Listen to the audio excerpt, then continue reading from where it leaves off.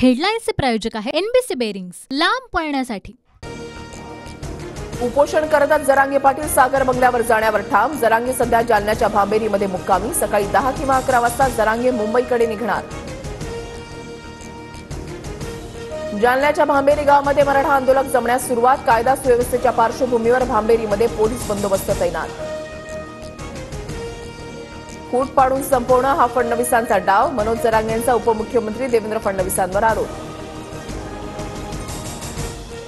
सागर बंगला सरकारी, कुणीही सरकारी कामांना बंगल्यावर येऊ शकतं। फडणवीसांची प्रतिक्रिया। माझ्यावरील आरोप बिनबुडाचे, फडणवीसांनी आरोप फेटाळले।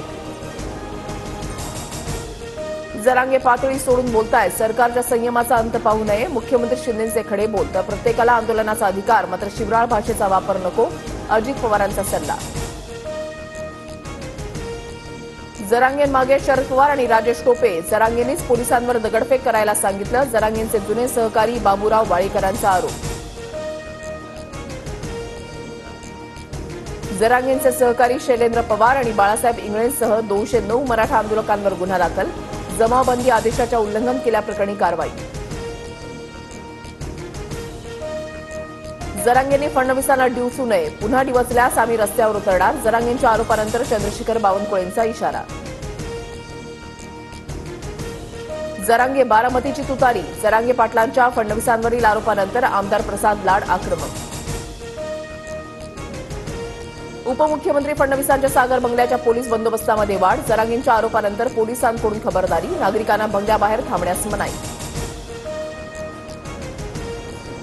आंदोलनाला वेगळं वळण लावण्यासाठी काही लोक काम करत आहेत। आरोप करून आंदोलनाची दिशा बदलू नये, बच्चू कडूंचा जरांगेंना सल्ला।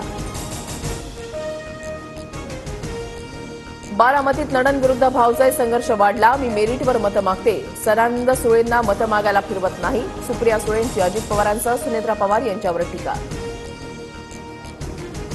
विकास कामांसाठी भाजप शिवसेनेसोबत जाण्याची भूमिका। दगा देणं, पाठीत खंजीर खुपसण्याचा हेतू नव्हता। सरकारसोबत जाण्याबाबत अजित पवारांनी पत्रातून भूमिका मांडली।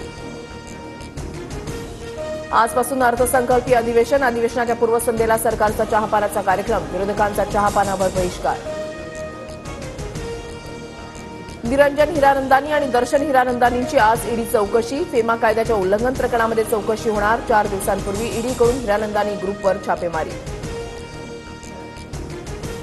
4000 निवासी डॉक्टरांचा संप अखेर मागे। विद्यावेतनामध्ये 10,000ची वाढ करण्याचा सरकारचा निर्णय। मुंबईतील मॅकडोनल्डसह 30 फास्ट फूड दुकानांना तपासणी करून सुधारणा करण्यासंदर्भात नोटीस। नगरमध्ये मॅकडोनल्डमधील बर्गर आणि नगेट्समध्ये पनीरच्या ऐवजी चीज अॅनालॉग्स वापरल्याचं उघडकीस।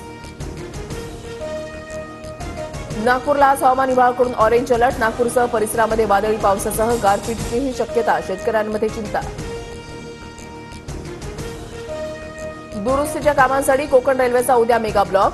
करंजाडी चिपळूण दरम्यान 2.5 तासांचा ब्लॉक। 2 गाड्यांच्या वेळेतही बदल। हेडलाईन्सचे प्रायोजक आहे एनबीसी बेरिंग्स, लांब पळण्यासाठी।